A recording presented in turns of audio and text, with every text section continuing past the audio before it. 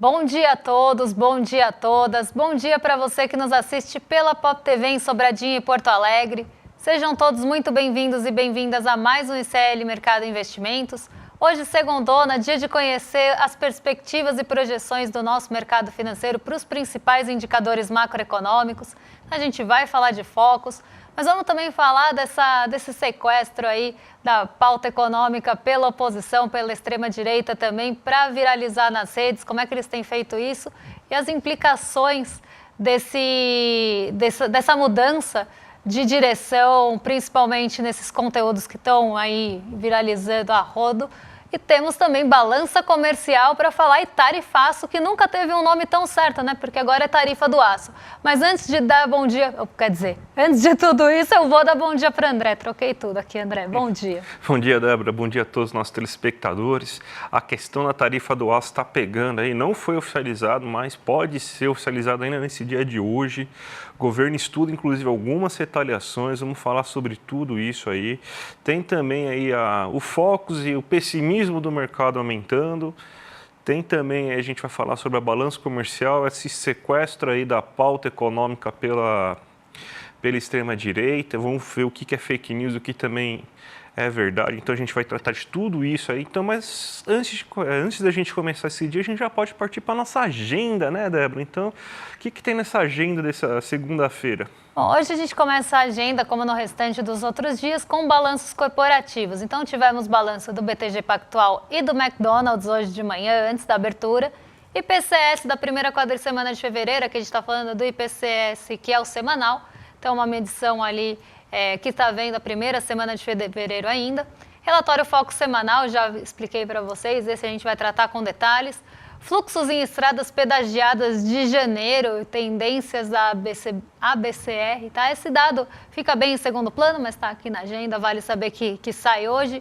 Às 11 horas, agorinha, sai a produção e vendas de veículos também de janeiro aqui no Brasil. Então, hoje a agenda está um pouco mais enxuta em índices de relevância aqui no nosso Brasilzão. Mas depois de terça-feira, vocês vão ver que aí vai ter um monte de indicador saindo todo dia. Então, a gente tem uma série de assuntos para tratar com vocês também durante a semana. Mas hoje a grande estrela aí fica com o relatório Focus, por essa ausência de outros indicadores aqui no nosso país. Mas vamos seguir, porque tem mais coisas saindo no mundão. Então, a gente tem a Christine Lagarde participando de um plenário hoje sobre o relatório anual do Banco Central Europeu, às 11 horas, também agorinha. A dirigente do Banco da Inglaterra, Catherine Mayne, discursa em um fórum institucional. E hoje a gente tem nossa balança comercial semanal, que também sempre sai toda semana às 15. Aqui no Brasil, balanço da TIM. Então, tem aí os balanços aparecendo novamente, mas em menor escala hoje. Hoje a gente não tem dirigentes do Banco Central dos Estados Unidos que estavam tomando boa parte da agenda e poucos indicadores também na Europa, que normalmente pegam toda a parte matinal. Mas vocês vão ver que a agenda engrena a partir de terça. E aí a gente vai ter uma série de assuntos para tratar com vocês. É uma segunda-feira bem, vamos dizer assim, bem morna, né? Não tem muita coisa para se dizer aqui, né, de indicadores. Mas a gente teve aí, como sempre, o relatório Focus, que é o que o mercado financeiro acha, né? Então, o mercado financeiro passou um fim de semana bom? Pelo visto, não. Ele não passou um bom fim de semana e piorou consideravelmente as projeções aí econômicas desse ano. A gente tem até a planilhinha aqui para mostrar para vocês aqui como que foi, então, os dados que o relatório Focus teve aí nessa divulgação dessa segunda-feira. Aumentou o IPCA, ou seja, a inflação desse para o próximo ano. E aí vem aquela pergunta, o que fez com que o IPCA tivesse essa alta de projeção, sendo que não teve nenhum dado muito relevante para tentar mostrar alta do IPCA. Inclusive, você teve o IGPDI, que mostrou desaceleração da inflação, mas mesmo assim você não foi o suficiente para convencer o mercado financeiro que a inflação pode dar uma amenizada, então continuar puxando bem para cima a inflação deste para o próximo ano, inclusive quando o próximo ano já chegando bem próximo da meta, do teto da meta de 4,5%. Então isso daí também faz parte da tentativa de justificar uma taxa Selic tão elevada que não mudou nas últimas semanas, mas muito elevado, a 15% ao final desse ano e 12,5% ao final do próximo ano. mesmo com a queda recente da taxa de câmbio, a gente vê ainda que o mercado espera um câmbio de R$6, tanto para esse quanto para o próximo ano. E eu acho que no PIB está a principal informação.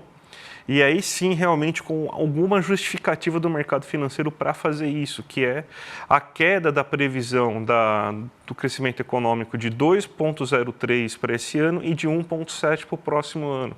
A gente viu na última semana alguns dados que começam a reforçar uma desaceleração da atividade econômica no Brasil já no final do ano passado. Inclusive, a gente teve queda da atividade industrial, a gente viu a PMI teve uma queda bem considerável dos serviços, a gente também teve um aumento de desemprego, mesmo que muito pequeno, mas um aumento de desemprego em dezembro, que não é natural acontecer. Então, esses dados reforçam aí que a Selic está fazendo efeito e está derrubando a economia. Isso aí está levando, então, uma queda na projeção do crescimento econômico. Parece que a primeira coisa que o mercado financeiro queria, ele está obtendo, que é a queda da atividade econômica via aumento da Selic. E você vê assim que mesmo com essa Selic muito alta, não tem ainda alívio inflacionário. Eles ainda acreditam numa inflação muito elevada. Da onde que estaria vindo essa inflação tão elevada assim? Só tem um lugar que é possível a gente observar, que é a questão dos alimentos. E o alimento não é nada sensível à Selic. Então, o que vai fazer? Vai matar a economia para conseguir fazer a inflação chegar na meta? Parece que é isso aqui que o mercado financeiro tem.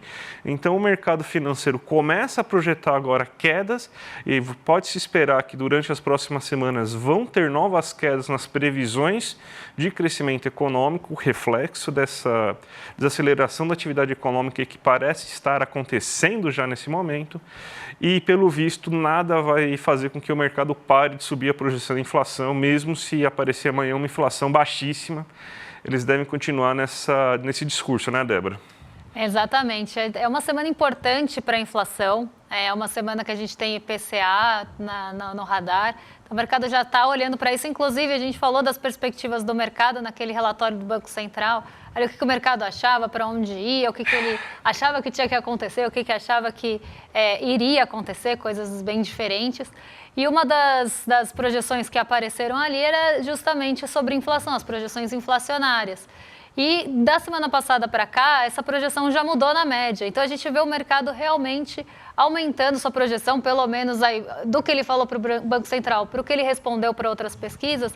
A gente já vê um distanciamento da média que estava ali, a mediana, na verdade, em 0,05, mas a média de outras pesquisas já mostra 0,16 para essa inflação de janeiro.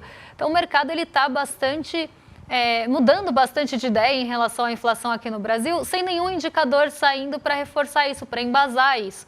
A gente viu o IGPDI, como o André falou, e outras métricas, mas que vão sendo preliminares aí ao IPCA, saindo antes do próprio IPCA da inflação oficial, mostrando não esse caminho de aumento de inflação ao consumidor, mas o mercado continua batendo nessa tecla. Eu acho que continua batendo nessa tecla justamente para reforçar essa ideia de Selic a 15%. Mas vamos mudar de assunto aqui, vamos falar de um assunto que acabou causando bastante discussão no nosso chat, acabou causando bastante discussão nos posts aqui do programa, do ICL de uma forma geral, que é justamente como que a gente vê, né, a extrema-direita e a oposição mudando ali de direção, mudando a tática e não batendo tanto. Essa é uma matéria do Globo, até foi falado bastante no N1 sobre isso.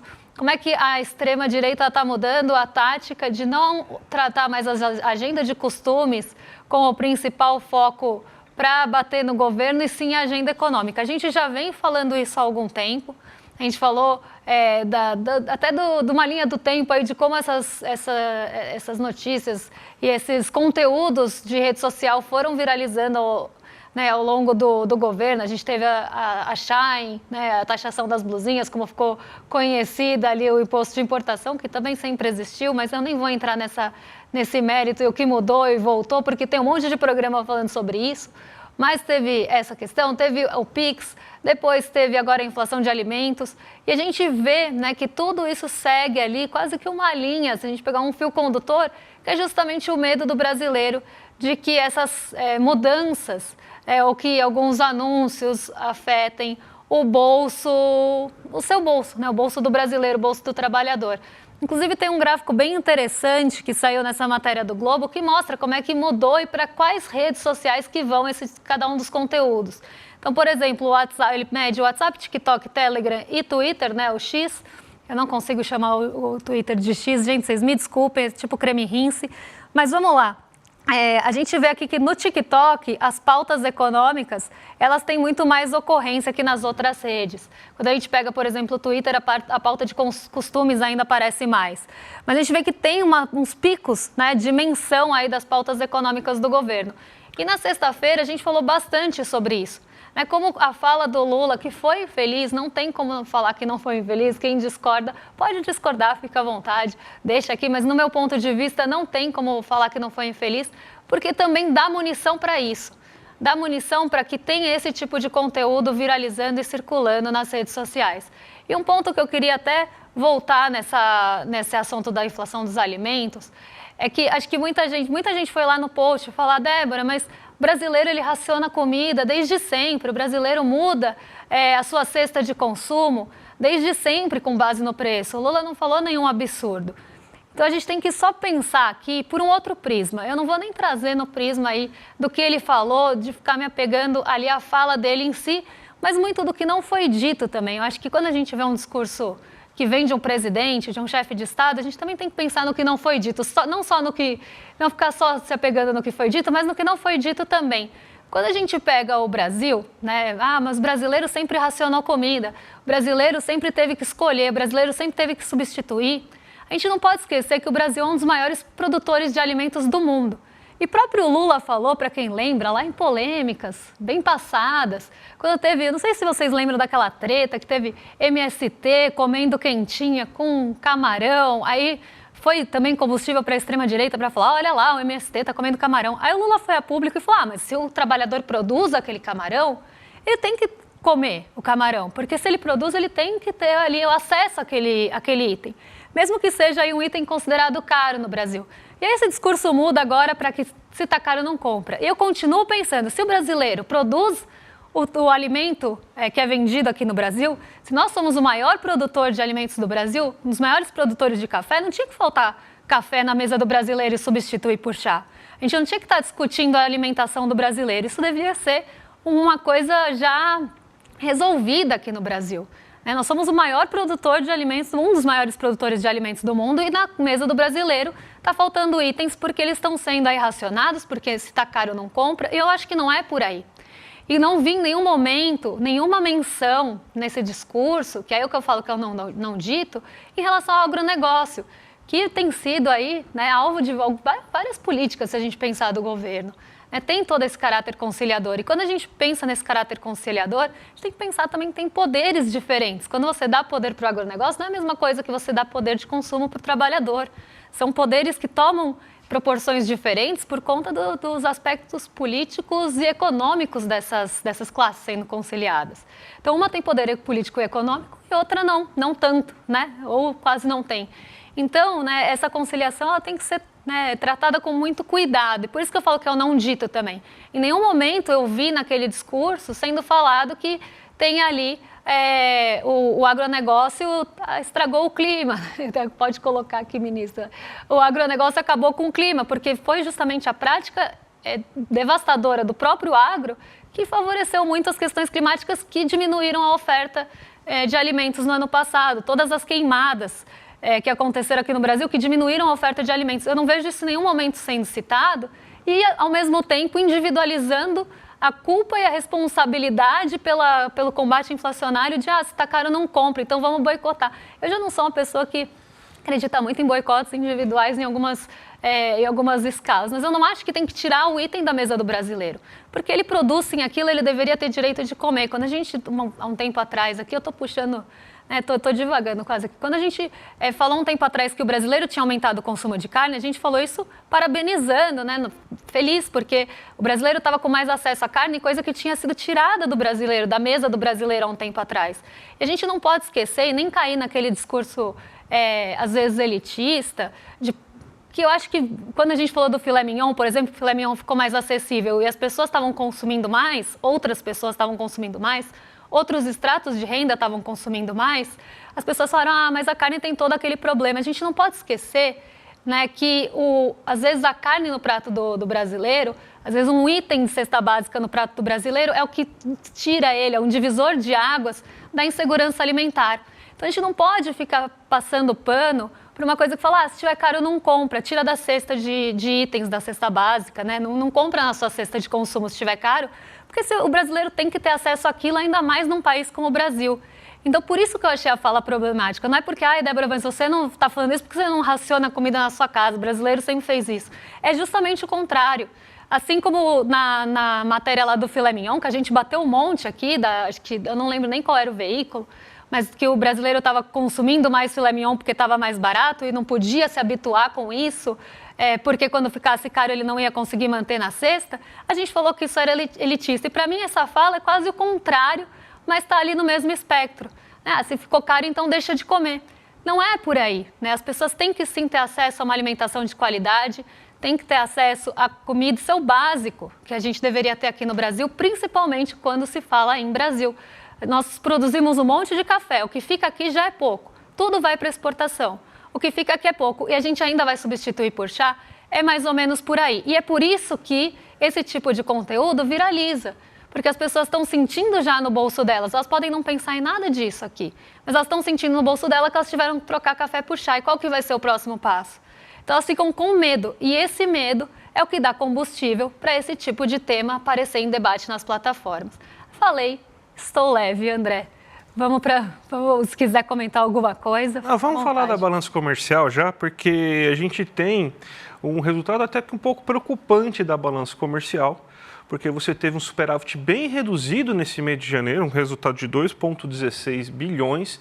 Se a gente comparar, por exemplo, com o mesmo período anterior, a gente teve um superávit de 6 bilhões. A gente teve uma queda também, se comparado a dezembro. Dezembro foi de 4 bilhões, mais ou menos, de superávit. E você tem que... A gente está exportando menos e importando mais. Também já pode ser reflexo, é mais um dado mostrando uma possível desaceleração econômica aí no Brasil nesse começo de ano.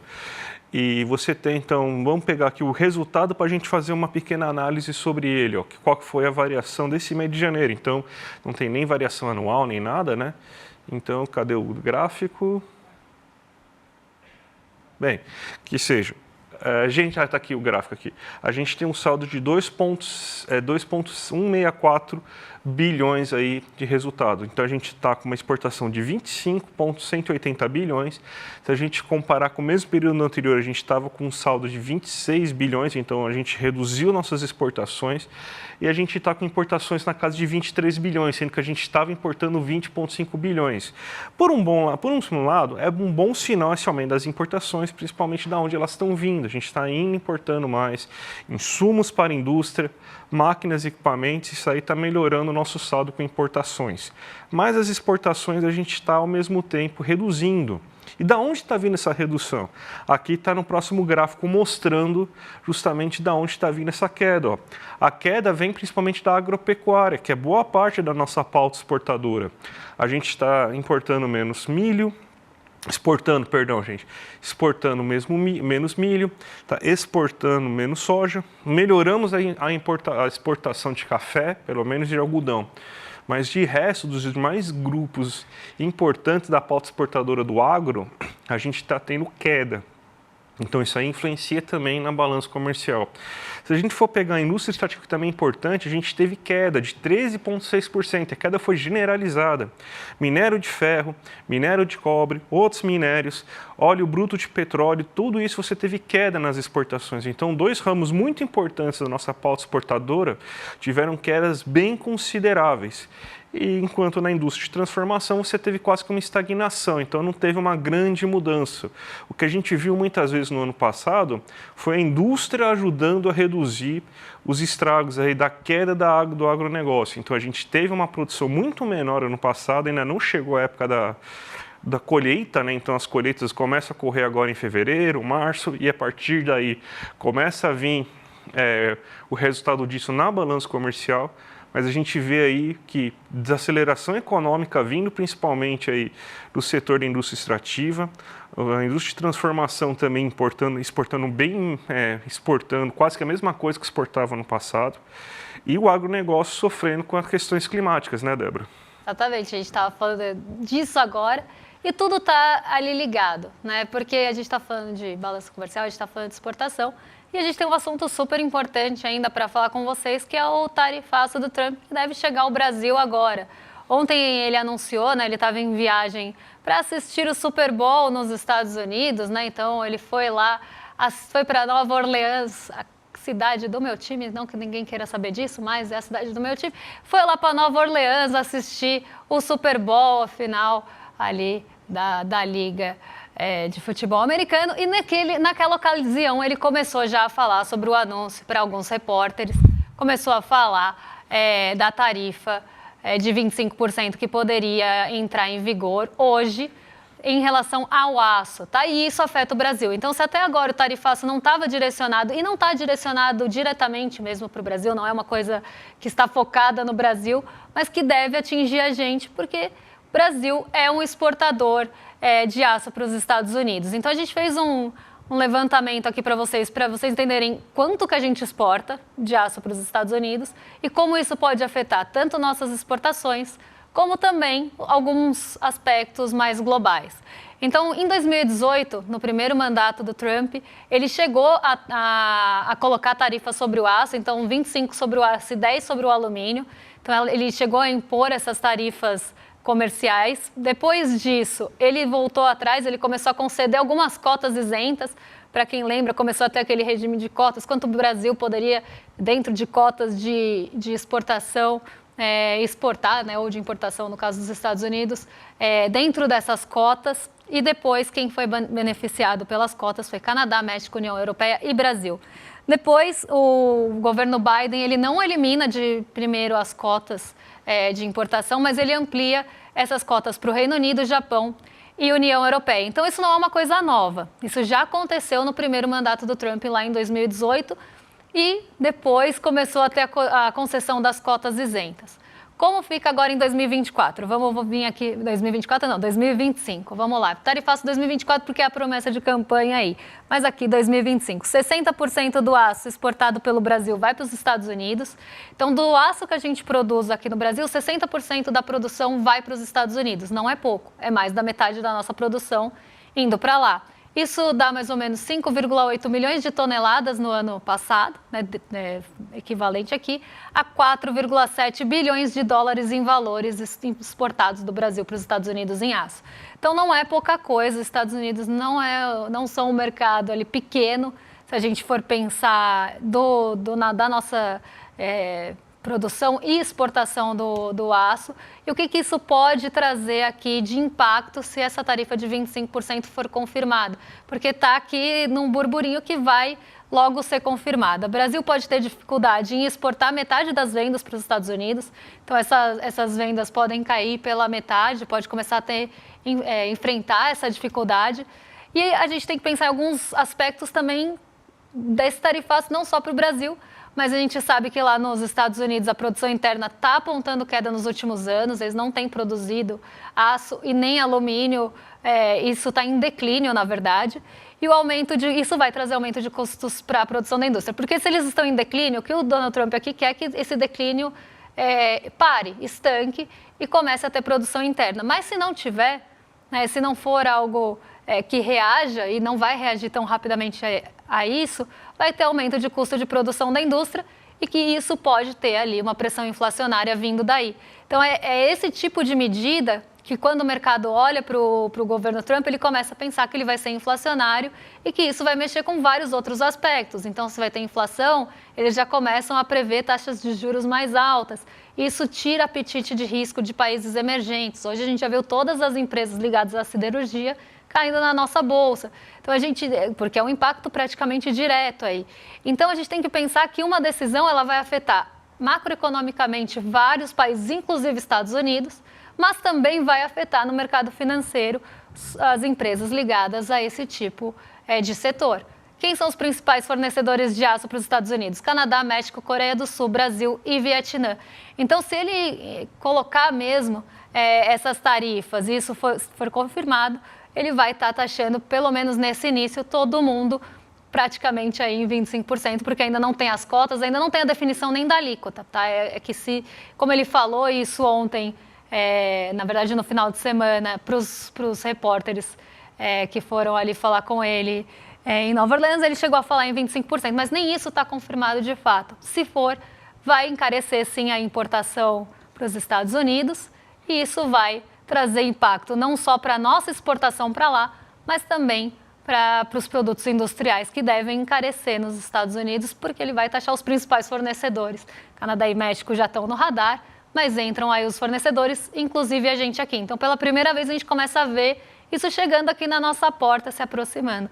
Já tiveram falas aí de resposta, mas eu nem vou entrar nesse aspecto, porque ainda está tudo sendo discutido. Vai ser uma situação bem complicada se realmente realizar essa taxação, né?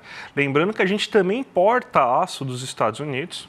Talvez uma das saídas seja a utilização maior de aço nacional na própria produção nacional. Então, a gente vai ter que dar um jeito de escoar essa produção que não vai para os Estados Unidos. Então, as empresas do ramo devem estar muito assustadas, devem estar muito... não devem estar dormindo muito bem à noite, porque é basicamente uma barreira de entrada muito forte ao mercado norte-americano. Mas mesmo assim, essas mudanças demoram para acontecer e mesmo com a taxação não vai ser de uma hora para outra que você vai parar de comprar aço. Até por causa que você vai precisar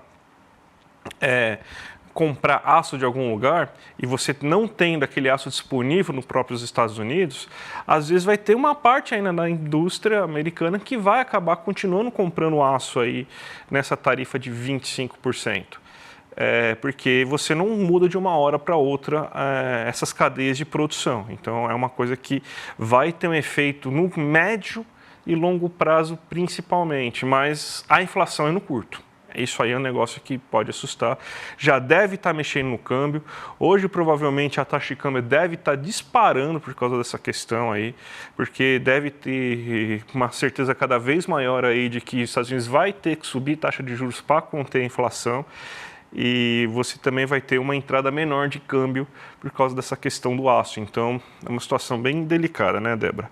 Vamos chamar a nossa audiência, então, para aquela live que vai acontecer na quinta-feira, que é um marco histórico aí, que vai ser as aulas do nosso primeiro curso de pós-graduação em parceria com a FESP.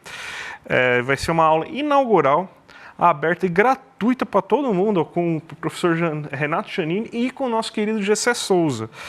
Então, vocês vão entender a aula magna, a vingança dos humilhados, entenda como as elites do país condenaram os mais pobres à autodestruição. E vai ser um debate importante para tentar entender essa ascensão da extrema-direita aí, que vai ser o que vai abrir os trabalhos do nosso curso, Repensando o Brasil, Sociedade Política Histórica. Então, você vai ser dia 13, quinta-feira, às 8 horas da noite, e vai ter condições especiais aí para as nossas últimas vagas dessa turma. Então, gente, imperdível. Clica aqui em iclmercado.com.br e já garante sua vaga. Não dá para ficar fora dessa, porque é online, aberta e gratuita. Então, a aula magna aí, imperdível na quinta-feira, dia 13. E agora, vocês ficam com os nossos vizinhos de cima, com o Rolê ICL, com o William Deluca e o Guga Noblar, mais que excelente companhia. E a gente volta amanhã para contar o que mexe com o seu bolso. Um beijão e até lá, pessoal. Até mais, gente. Tchau, tchau. Os ataques suicidas pareciam uma realidade muito distante do Brasil. Hoje, no entanto, sabemos que as constantes humilhações impostas pelas nossas elites, já há muitos séculos, podem levar pessoas comuns a se tornarem, por exemplo, homens-bomba. Você consegue imaginar o nível de humilhação, privação e violência diária para que uma pessoa escolha abdicar da sua própria vida para destruir o sistema da qual ela é vítima? Quer entender melhor como isso acontece? Então você precisa se inscrever agora para participar da aula magna aberta que eu, juntamente com Renato Giannini Ribeiro, daremos para o ICL. A vingança dos humilhados. Como as elites brasileiras condenaram os mais pobres à autodestruição. E essa aula será no dia 13 de fevereiro, uma quinta-feira, a partir das 20 horas, todos os canais do ICL.